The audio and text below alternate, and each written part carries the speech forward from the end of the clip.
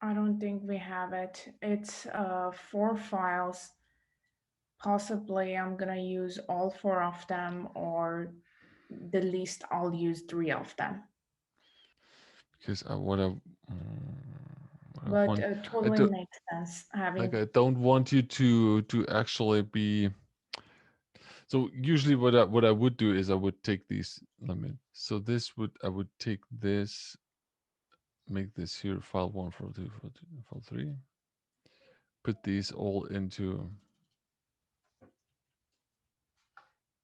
like, I'm typing here file, but you know what I mean, right? Mhm.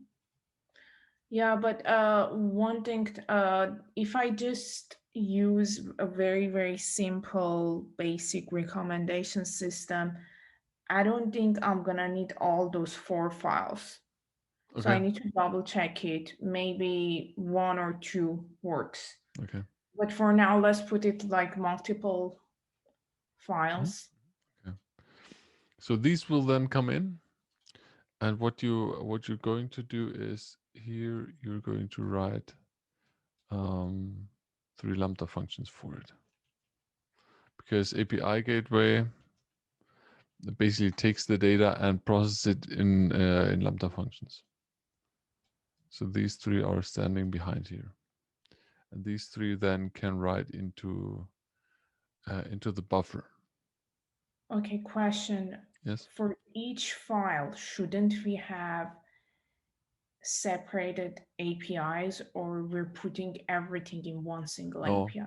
we're going to put everything in. Well, the API gateway is basically the thing that hosts the APIs. So these are basically 3 APIs that you're going to use, um, here, and stream the data in, and basically the lambdas are behind each of the APIs. Mhm. So you can take that, and then we need to think about, okay, what are we going to do here after that?